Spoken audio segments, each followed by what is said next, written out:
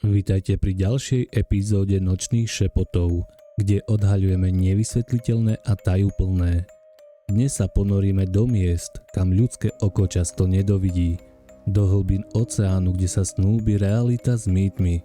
Pripravte sa, pretože to, čo vás čaká, nie je len fascinujúce, ale aj desivé. Atlantis, stratené mesto. Atlantis, jedno z najznámejších stratených miest, bolo prvýkrát spomenuté Platónom. Ale čo ak to nebol len mýtus? Historici a vedci už celé roky pátrajú po dôkazoch, ktoré by potvrdili jeho existenciu. Niektorí veria, že sa nachádza v Stredozemskom mori. Iní tvrdia, že je ukryté v Atlantickom oceáne. Sú však aj teórie, ktoré Atlantis spájajú s Antarktídou. Je možné, že jeho pokročilá civilizácia bola až príliš pokroková pre svoju dobu a preto zmizla? Ako varovanie pre nás? Mýtické morské tvory. Hlbiny oceánu sú domovom nespočetného množstva tvorov, o ktorých sme ani nesnívali.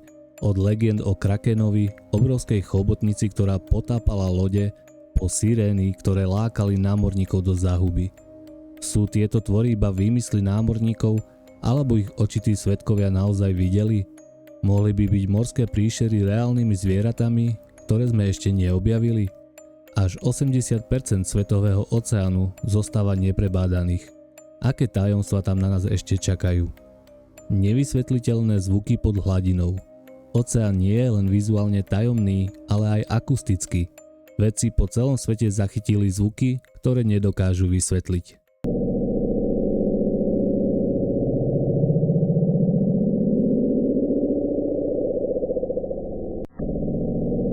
Zachytený v roku 1997, bol tento zvuk tak silný, že by ho mohol vytvoriť tvor väčší než akákoľvek známa veľryba.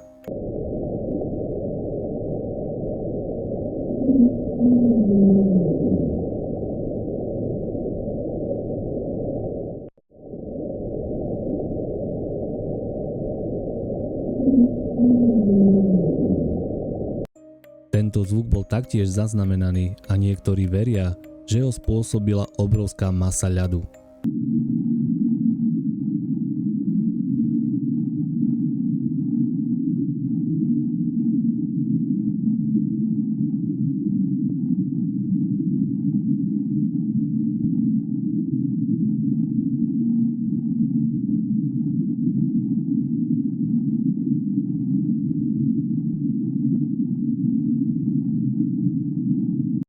Záhadný zvuk, ktorý sa objavuje každý rok na jar a na jeseň, jeho pôvod zostáva neznámy.